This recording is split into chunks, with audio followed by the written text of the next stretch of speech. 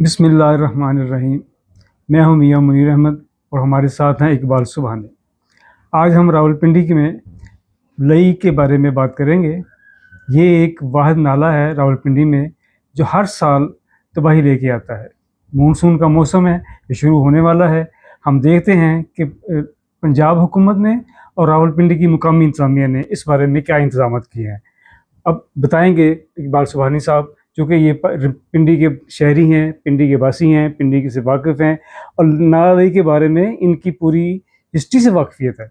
इनसे जानते हैं ये क्या तबाही लेके आता है, क्या क्या इकदाम होने चाहिए जिससे शहर की तबाही वो जो है तारीख जो है वो एक मरतबा बदल जाए। बिस्मिल्लाहिर्रहमानिर्रहीम। शुक्रिया मियां मुनीर अहमद साहब। जहाँ बहुत से मसाइल हैं रावलपिंडी के अंदर, वहाँ मैं समझता हूँ कि ये नाला लई जो है ये भी एक बहुत बड़ा मसला है जो बड़े अरसे से किसी हल की तलाश में है। उसमें आप जैसे, हम जैसे या और बहुत से लोग बात तो करते हैं, उसका हल भी बताते हैं, उससे जो नुकसानात होते हैं उसका भी जिक्र करते हैं, मगर जिन लोगों की ड्यूटी है उनको इसकी कोई खबर नहीं है। अक्सर औक़ात ऐसा होता है कि मानसून की बारिशों से पहले अमला आ जाता है और वो हल्की फुल्की सफाइयाँ करके तो वो बरी ज़िम्मा हो जाता है। मगर आप देखें कि आए रोज़ नालों के अंदर छोटे छोटे बच्चे गिरकर हलाक हो जाते हैं, लाशें गुम जाती हैं, कई कई दिन लग जाते हैं उनकी लाशें ढूंढने के अंदर। मगर कभी भी हुक्मरानों ने इस तरफ संजीदगी से तवज्जो नहीं दी। हम अक्सर ये बात किया करते थे, बड़ी पुरानी बात है, कि रावलपिंडी को इस्लामाबाद का गटर बना दिया गया। इसके ऊपर बाकायदा हमने एक वक्त था पिंडी फ्रंट के नाम से एक तंजीम बनाई, फिर उसके ऊपर हमने बड़ी जदोजहद की। मगर जब तक ज़ाहिर है हुक्मरान तबका और इख्तियारात वाला तबका जो है वो इसमें ताउन न करे तो ये बात बनती नहीं है। अब इस्लामाबाद से शुरू होता हुआ ये नाला जो है ये रावलपिंडी के दरमियान से गुज़रता है और इसके ऊपर बहुत मरतबा हुकूमत ने मंसूबे बनाए कि हम इसको यूँ करेंगे, हम इसको ये करेंगे। कभी एक्सप्रेस वे की शक्ल में मंसूबा बनाया गया कि हम इसको एक्सप्रेस वे बना के दोनों साइडों पे हम इसकी सड़कें बनाएंगे, सीवरेज लाइन का सिस्टम अलग करेंगे, उसके यूँ करेंगे, वो करेंगे। मैंने एक वक्त था बड़ी तजावीज़ दी थी इस हवाले से कि नाला लई जो है वो, चूँकि हमने यूरोप के अंदर देखा था कि अगर इसमें सीवरेज लाइन जो है उनको अलग कर दिया जाए और सिर्फ बारिशों का पानी इसमें डाला जाए, तो अगर इसको इस्लामाबाद से शुरू करते हुए रावलपिंडी के वस्त से गुजारते हुए रावलपिंडी से बाहर आप इसको ले जाएं, तो जो इसकी अब शक्ल है इसको मजीद इसको कर्व दे के ना, कहीं पर मोड़ दे के कहीं पर कर्व दे के इसको ठहराया जा सकता है। इस पानी को कहीं पर रोका जा सकता है एक हद तक और इसके अंदर बाकायदा कश्तियाँ चल सकती हैं। ये चीज़ हमने दुनिया में देखी है कि जो सीवरेज की जो लाइनें हैं वो दोनों साइडों पर गटर की बड़ी बड़ी लाइनें डल जाएं, उसके अंदर सीवरेज का पानी जाए और यहाँ जो है वो साफ पानी आए या बारिशी पानी आए और वो उसकी शेप इस तरीके से बनाई जाए कि पानी खड़ा रहे, जमा रहे एक जगह के ऊपर, जब बारिशें आए तो पानी वहाँ से निकल जाए। अब इसके ऊपर ज़ाहिर है हम जैसे लोगों की बात तो कोई सुनने के लिए तैयार नहीं है। मेरे पास पूरा एक प्लान था, मैं पूरा नक्शा देना चाह रहा था। बल्कि एक वक्त ऐसा था कि जब हुकूमत को हम चंद लोगों ने एक तजवीज़ दी थी कि अगर ये नाला लई आप हमारे हवाले कर दें तो आपसे हम कोई फ़ंड नहीं लेंगे, हम अपने तरीके से इसकी फ़ंडिंग भी करेंगे और शहर के ट्रैफिक के मसले को हम इस तरह हल करेंगे कि हम इसके अंदर बाकायदा कश्तियाँ चलाएंगे और रावलपिंडी के एक सिरे से लेके यानी इस्लामाबाद से लेके हम रावलपिंडी के आखिरी हद तक हम इसको काबिल इस्तेमाल बनाएंगे कि जहाँ पर इसमें बाकायदा कश्तियाँ चलेंगी और लोग अपनी अपनी कश्ती ख़रीद कर अपनी अपनी जगह पर बांध दिया करेंगे, जब कहीं जाना होगा तो उसी में बैठ के वो जा सकेंगे। ये हमने देखा हुआ है दुनिया के अंदर, मगर हमारी बात को सीरियस ना लिया गया और उसको वैसा का वैसा रख दिया। फिर एक वक्त था कि शेख रशीद साहब ने भी इसके ऊपर बड़ी वर्किंग की और उन्होंने ये कहा कि हम इसको इस तरीके से डिज़ाइन करेंगे और ये करेंगे वो करेंगे। मगर ज़ाहिर है अब समझते हैं कि अपोजिशन जो है वो कभी भी अपने मंसूबों को कामयाब नहीं करवा सकती और हुकूमत जो है वो समझती है कि शायद अपोजिशन के अगर काम को हमने हल करवा दिया तो उनके लिए फिर ये बायस शर्मिंदगी होगा या उनकी नाकामी होगी या जो भी आप समझ लें। इसी तरह कई मंसूबे ऐसे होते हैं जो हुकूमत में रहते हुए लोग जब उसको कर रहे होते हैं और हुकूमत किसी भी वजह से ख़त्म हो जाती है तो आने वाली हुकूमत उन मंसूबों को जिसके ऊपर अरबों खरबों रुपया लगा होता है उसको टच करने के लिए तैयार नहीं। मिसाल के तौर पे जैसे वो हमारे रावलपिंडी के अंदर एक زچہ بچہ اسپتال بنایا شیخ رشید نے یا اس طرح، اور تو اس کو وہ ویسا کا ویسا وہیں کا وہیں پڑا ہوا ہے. اب جو لاگت اس کی پہلے آنی تھی اب کئی گنا اس کی لاگت اس سے بڑھ چکی ہے. اب میاں صاحب بات یہ ہے کہ کبھی آپ نے دیکھا ہی نہیں کہ حکومتی لوگ جو ہیں وہ سر جوڑ کر بیٹھ جائیں اور اس مسئلے کو بڑی سنجیدگی سے حل کریں تاکہ شہر کے اندر دو مسئلے حل ہوں. ایک تو سیلاب کا مسئلہ، دوسرا ٹریفک کا مسئلہ. صحیح. سیلاب کا مسئلہ تب حل ہو سکتا ہے کہ جب اس نالہ لئی کی باقاعدہ صفائی اور یہاں سے سارا کچھ نکال کے پھر دوبارہ ایسا نظام بنے کہ یہ جو سویپر ہیں خاکروب، یہ جب گلی محلوں سے وہ ریڑیاں بھر بھر کے جو کوڑا کرکٹ اٹھاتے ہیں وہ ساتھ ہی نالوں میں جا کے تو گرا دیتے ہیں اور وہ آہستہ آہستہ ظاہر بنتے. ہمارے جو سائڈ کے جو نالے ہیں نا، جو شہر کے سائڈ کے نالے ہیں جو لئی کو جا کے مرج ہو جاتے ہیں لئی کے اندر، وہ بے شمار ہیں. جیسے اگر آپ خیابان سے شروع کریں، پھر آپ صفدر آباد آ جائیں، آپ ہزارہ کالونی آ جائیں، آپ پیر ودائی آ جائیں، آریہ ملہ آ جائیں، مون پورے والی سائڈ آ جائیں، نئے مولے والی سائڈ پہ آپ آ جائیں، لیاقت روڈ والی سائڈ پہ آپ آ جائیں، اسی طرح مری روڈ تک اگر آپ دیکھیں تو سائڈوں سے جو شہری پانی ہے نا وہ کافی بڑی تعداد کے اندر نکل کے تو اس لئی کو جا کے تو اس میں شامل ہوتا ہے. تو اب یہ جو جن سائڈ کے نالوں کی میں بات کر رہا ہوں، اگر آپ ان کو دیکھیں نا کبھی غور سے تو یہ آپ کو 2-3 فٹ 4 فٹ گہرے نظر آئیں گے، جبکہ آپ یقین کریں کہ یہ نالے جو ہیں اس کے اندر انسان آرام سے ڈوب سکتا ہے. اتنے گہرے ہیں، یعنی کہ 10-10 فٹ گہرے، 8-8 فٹ گہرے یہ نالے ہیں کہ جو لئی میں جا کے مرج ہوتے ہیں. لیکن اس قدر اس کے اندر گند پڑا ہوا ہے کہ یہ اتنے اوپر آ چکے ہیں گند کی وجہ سے کہ اس میں صرف 2-3 فٹ کی گنجائش ہے، اس سے اوپر کی گنجائش نہیں ہے. لہٰذا جب بارش ہوتی ہے تو وہ سارا بارشی پانی جو ہے ظاہر ہے نالوں میں تو گنجائش ہی نہیں ہے، اس کے اندر کیپیسٹی ہی نہیں ہے اس پانی کو برداشت کرنے کی، تو وہ سارا پانی باہر نکلتا ہے، اس سے سیلاب آتا ہے. تو اس کی طرف توجہ دینے کی بڑی ضرورت ہے. تو یہ بتائیں کہ یہ جو نالہ لئی ہے اس کی ہر صفائی بھی ہوتی ہے، کوئی ٹینڈر بھی ہوتا ہے، کانٹریکٹ بھی ہوتا ہے، ٹھیکیدار بھی آتے ہیں، مشینری آ جاتی ہے، صفائی بھی ہو جاتی ہے، لیکن گند پھر وہیں واپس چلا جاتا ہے. جی اس کی کیا وجہ ہے؟ اس کی بڑی آسان وجہ ہے. اس کی وجہ یہ ہے کہ جب وہ صفائی کر کے چلے جاتے ہیں تو 1 کروڑ کی آبادی کا شہر ہے، یا 1 کروڑ سے کچھ چلیں کم لگا لیں، یہ راولپنڈی شہر اس وقت بہت بڑا شہر بن چکا ہے. ہر روز گلیوں سے، نالیوں سے، گھروں سے، بازاروں سے یہ سارا کچرا اکٹھا ہو کے پھر اس نالے میں چلا جاتا ہے. اس کا حل یہ ہے کہ ان تمام نالوں کو بند کر دیا جائے مکمل طور پہ، اور صرف جالی لگائی جائے تاکہ صرف پانی اس کے اندر جائے اور کچھ بھی نہ جائے. وہ گند جانے کی وجہ سے وہ ایک دفعہ صفائی کرتے ہیں، اس کے اوپر ظاہر خرچہ آتا ہے، پیسے لگتے ہیں.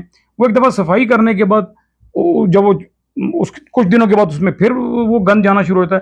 تو آپ کو ایسا سسٹم بنانا چاہیے کہ وہ جو گند اس میں جا رہا ہے وہ جائے ہی نہ اس کے اندر. کچرا جو ہے وہ اٹھا کے شہر سے 10-20-25 کلومیٹر باہر جا کے پھینکا جائے، ایک مرکز بنا لیا جائے، وہاں سب کچھ جمع ہو، اور وہاں سے پھر یہ سارا کچرا اٹھا کے دور دراز علاقوں کے اندر کھلی زمینوں کے اندر جا کے وہاں اور پھر وہاں ریسائیکل کیا جائے. یعنی آپ دیکھیں کہ یہ ضائع ہو رہا ہے. آپ بوتلیں، شیشے کی بوتلیں ہیں، پلاسٹک کی بوتلیں ہیں، پلاسٹک کا جو سامان ہے، کاغذ ہے، گتا ہے، کپڑا ہے، اور بہت ساری چیزیں ہیں، ان کو اگر ری سائیکل کیا جائے، یعنی کہ ایک بڑی جگہ بنائی جائے اور ہر چیز وہاں الگ کی جائے، ری سائیکل کر کے یہ چیزیں پھر بن جاتی ہیں، دوبارہ کارآمد ہو جاتی ہیں. مگر وہ بات پھر وہی آ گئی کہ وہ کرے گا کون. چلے ہم دیکھتے ہیں کہ آپ جیسے جو نوجوان ہیں وہ میدان میں اترے ہیں، اب آپ ہو سکتا ہے آپ ہی بلی کے گلے میں گھنٹی باندھے. ہم دوسرا ایشو آپ کے ساتھ ڈسکس کرنا چاہ رہے ہیں کہ شہر میں تجاوزات مسلسل بڑھتی چلی جا رہی ہیں، اور کچھ عرصہ ہوا ہے حکومت پنجاب نے کچھ اقدامات لینے شروع کیے ہیں، لیکن اس کے باوجود بھی یہ کچھ شکل جو ہے بدترین شکل ہے. کبھی فٹ پاتھ پہ آپ دیکھیں پیدل چلنے کو راستہ نہیں ملتا، یا سڑک کے اوپر بھی آپ دیکھیں کوئی نہ کوئی چیز رکاوٹیں آپ کو نظر آنا شروع ہو جاتی ہیں جب آپ نکلتے سڑک کے اوپر. تو اس کا کیا حل ہے؟ اس کا کوئی علاج ہو سکتا ہے؟ اس کا بڑا آسان علاج ہے. اب جو کام کرنے والے ہیں، جو بااختیار لوگ ہیں، میں آپ کو ایک چھوٹی سی پہلے بات بتاتا ہوں، آپ حیران ہو جائیں گے. ابھی پچھلے دنوں میں اگر آپ کو یاد ہے تو تجاوزات کے سلسلے سے باقاعدہ ایک پیرا فورس بنائی گئی، اور ایک اسپیشل فورس بنائی گئی کہ جو تجاوزات کے خاتمے کے لیے میدان میں آئی. انہوں نے اس کے اوپر کافی ورکنگ بھی کی، کافی کام بھی کیا جو قابل ستائش بھی ہے. میں آپ کو ایک ایسی بات بتاتا ہوں کہ جو تجاوزات کا، انکروچمنٹ کا جو عملہ ہے، جس کا یہ کام ہے، وہ انتہائی پریشان تھا اس کام کے اوپر، کیونکہ ان کی منتھلیاں ماری جا رہی تھیں. صحیح ہے. اب مثال کے طور پہ ایک بازار ہے, اس بازار میں 100 ریڑی لگی ہے یا 50 ریڑی لگی ہوئی ہے. اس بازار میں 50 لوگ زمین کے اوپر بھی کچھ لگا کے بیٹھے ہیں دکانوں کے آگے. اب ان ریڑی والوں کا ایک آدمی, یہ تو میں نے اپنی آنکھوں سے دیکھا ہوا ہے, ان ریڑی والوں کا ایک آدمی ان ریڑی والوں سے پیسے اکٹھے کرتا ہے. وہ پیسے اکٹھے کر کے شام کو یا جو بھی ٹائم کر ہوتا ہے, ایک بندہ آ جاتا ہے, ایک محکمے کا جو بندہ ہے, وہ سارے پیسے اکٹھے کر کے وہ کہتا ہے جی اتنے بندے تھے, یہ آپ گن لیں. بے شک ان کو پتا ہوتا ہے کتنی ریڑیاں لگی ہیں. وہ ان فی ریڑی کے ساتھ سے وہ پیسہ عملے کا بندہ آ کے تو پیسے لے کر تو چلا جاتا ہے. اچھا, اسی طرح جو باقی ٹھیوں شیوں والے اڈے جو لگاتے ہیں جو ان سے اس طرح. میں نے میاں صاحب ایک تجویز ایک دفعہ دی تھی جب میں الیکشن جیتا تھا کہ تجاوزات کا خاتمہ جو ہے نا وہ بھی ہو جائے اور ٹریفک کے اندر روانی بھی رہے. صحیح. مگر میری بات کو انہوں نے سنی انسنی کر دیا, صرف اس لیے جہاں تک میں سمجھتا ہوں کہ وہاں وہ لوگ چاہتے ہی نہیں کہ یہ حل ہو. اگر یہ مسئلہ حل ہو گیا تو پھر ان کی منتھلیاں کہاں جائیں گی؟ یہ تمام محکموں کا یہی حال ہے. ایک چھوٹی سی عرض اور کرنا چاہتا ہوں. ایک وقت تھا شہید اللہ بیگ صاحب تھے ہمارے, اب ایز اے سیکرٹری ہو کے ریٹائر ہوئے ہیں, وہ ڈپٹی کمشنر بھی رہے ہیں, تو وہ ایڈمنسٹریٹر تھے راولپنڈی کے اندر. ان کا بڑا نام سنا, ان کا بڑا. تو ایک کمیٹی انہوں نے بنائی راولپنڈی کی ڈیولپمنٹ کمیٹی کے ڈیولپمنٹ کے حوالے سے اور انکروچمنٹ کے حوالے سے کمیٹی انہوں نے بنائی جب وہ ایڈمنسٹریٹر تھے. اس میں سول سائڈ سے ایک میں ممبر تھا اور ایک ممبر اور تھا, باقی اس میں کمشنر ممبر تھا, ایس ایس پی ممبر تھا, ایس پی ٹریفک ممبر تھے, وہ خود ممبر تھے. اس طرح کافی بڑی یعنی کہ جو ہائی لیول کی ایک میٹنگ تھی. اس میں جب ہماری میٹنگ ہفتے میں ایک دفعہ ہوتی تھی یا 15 دن میں ایک دفعہ ہوتی تھی, تو ہم جب اکٹھے ہوتے تھے سارے, تو میں ان کو نا بڑی تجاویز دیا کرتا تھا. تو ایک دن وہ شہید اللہ بیگ صاحب بڑے مجھے ہنس کے کہنے لگے, یار ایک بات تو بتاؤ کہ یہ تم اتنی تجویزیں دیتے ہو, یہ اتنا کچھ بتاتے ہو, یہ تم کہاں سے سب کچھ کرتے ہو؟ میں نے کہا جی مجھے شوق ہے, میں چاہتا ہوں ہمارا شہر ہے یہ خوبصورت ہو, اس میں کچھ تبدیلی ہے, اس میں پارکنگ کہاں ہونی چاہیے, ٹریفک سگنلز کہاں ہونے چاہیے, وہ جو سڑکوں کے اوپر جو لائنیں ہیں وہ کہاں ہونی چاہیے, پارکنگ جو گاڑیوں کی باہر سڑکوں پہ اگر پارکنگ ہے تو اس کا کہاں سپیس ہونا چاہیے. اس کے ساتھ ساتھ جو غریب لوگ ہیں جو بیچارے اپنے اپنے بچوں کا پیٹ پالتے ہیں, ریڑیاں لگاتے ہیں یا وہ بازار کے اندر ہی کہیں بیٹھ کے اپنا کار و روزگار چلاتے ہیں, ان کے لیے بھی میں نے سپیس باقاعدہ مقرر کر کے تو ان کو باقاعدہ جگہیں ان کو بتائیں کہ یہ جگہوں پر آپ ان کو بٹائیں, اس سے ٹریفک کا کوئی مسئلہ نہیں بنے گا. تو پھر وہ انہیں کہنے لگے کہ یار بات یہ ہے کہ ہم تو تجویزیں دے دیتے ہیں, تجاویز آگے چلی جاتی ہیں, اب عمل کرنا آگے ایک اور محکمہ ہے اس کا کام ہے. تو پھر میں نے چند میٹنگیں اٹینڈ کی. میں نے کہا جی آپ آخری میٹنگ میں نے ان کو کہا, میں نے کہا جی آپ چائے پئیں, بسکٹ کھائیں, یہ میری آخری میٹنگ ہے, میں اس کے بعد نہیں آؤں گا. میں اتنی محنت کرتا ہوں, سارا کچھ آپ کو یہاں کے بتاتا ہوں, آپ بھی ظاہر کو تجاویز دیتے ہوں گے, مگر آپ یہ کہتے ہیں کہ یہ تجاویز ساری اوپر چلی جاتی ہیں, پھر وہ لوگ فیصلہ کریں گے کہ شہر کے اندر کیا کرنا ہے. تو پھر اوپر والے تو ان کو تو پرواہ کوئی نہیں ہوتی. تو یہ بات میں بڑی پرانی کر رہا ہوں, اور جوں کا توں آج راولپنڈی پڑا ہوا ہے. اس میں ایک چھوٹی سی بات اور ایڈ کریں, فوارہ چوک کے اندر ایک پارکنگ بنی جو بڑے زمانے سے ایک پلان تھا کہ فوارہ چوک میں پارکنگ بنانی. اب فوارہ چوک میں پارکنگ تو بن گئی, اس پارکنگ کے اندر جس بندے کو ٹھیکہ دیا گیا, اب وہ ظاہر شہر ہے بہت بڑا اور پارکنگ یہاں ہے ہی نہیں, تو ایک اتنی بڑی پارکنگ جب بنی تو جس شخص کو ٹھیکہ دیا گیا اس نے کیا کیا کہ اس نے سٹی صدر روڈ, کشمیری بازار, راجہ بازار, لیاقت روڈ کے اندر بھی اس نے گاڑیاں کھڑی کر کے موٹر سائیکلیں کھڑی کروانی شروع کر دی اور ان سے پیسے لینے شروع کر دیے. اب اگر آپ سوری سے باہر نکل گئے, جی اگر آپ پارکنگ کے علاوہ سڑکوں کے اوپر بھی گاڑیاں اور موٹر سائیکلیں کھڑی کرنے دیں گے تو پھر اس پارکنگ پلازا بنانے کا کیا مقصد ہوا؟ مگر وہ چونکہ پرائیویٹ ٹھیکیدار ہوتے ہیں, انہوں نے پرائیویٹ بندے رکھے ہوتے ہیں. آج 6 روڈ پہ آپ چلے جائیں, آپ مری روڈ پہ آپ چلے جائیں, آپ 5 روڈ پہ آپ چلے جائیں, آپ سیٹلائٹ ٹاؤن کے دائیں بائیں چلے جائیں, وہاں جگہ جگہ لوگ وہاں کھڑے ہیں, وہ آپ گاڑی کھڑی کرے, وہ آتے ہیں آپ کو پرچی کاٹ کے دیتے ہیں اور آپ سے پیسے لیتے ہیں, جبکہ ان کا محکمے سے یا سرکاری حوالے سے یا قانونی حوالے سے کوئی تعلق ہی نہیں ہے. یہ اپنے اپنے طور پہ صرف اپنے اختیارات استعمال کر کے جو محکمے کے افسران ہیں انہوں نے صرف بندے چھوڑے ہوئے ہیں, وہ بندے وہاں پیسے اکٹھے کرتے ہیں اور شام کو ان کی جیبیں گرم کرتے ہیں. یہ ہے حالات ہمارے ٹریفک کے اور ہمارے تجاوزات کے.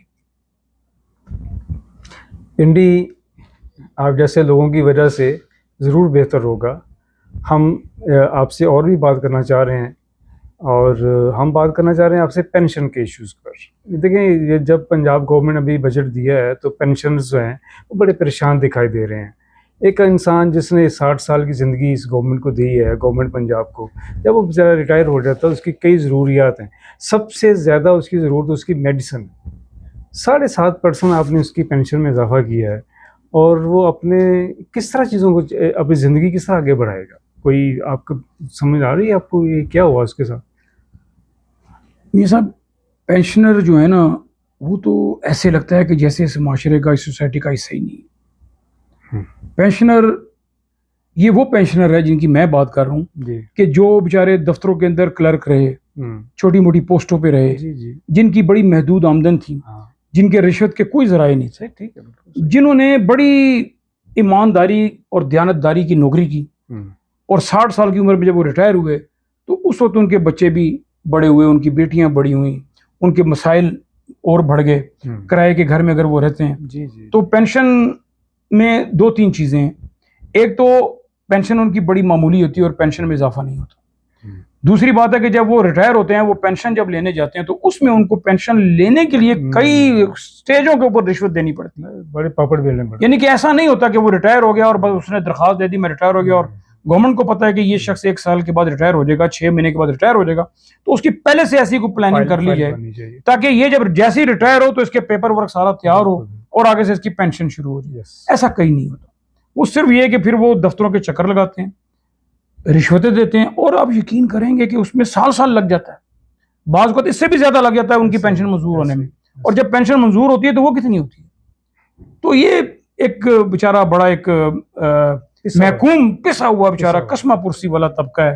تو اس کے لیے ضرور آپ نے جو بات کی تو بڑا میں آپ کو اپریشیٹ کروں گا کہ ان کے بارے میں ضرور ہم سب کو بات کرنی چاہیے، کیونکہ یہ وہ لوگ ہیں کہ جو رشوت نہیں لیتے، جنہوں نے رشوت نہیں لی. یہ غریب لوگ جو دوسرے لوگ ہوتے ہیں نا، جو رشوت جنہوں نے خوب لی ہوتی ہے، ان کو کیا پرواہ ہوتی ہے؟ ان کو پینشن 5 سال بعد بھی ملے تو ان کو کوئی فکر نہیں، ان کو پینشن سے تو کوئی غرض نہیں ہوتی.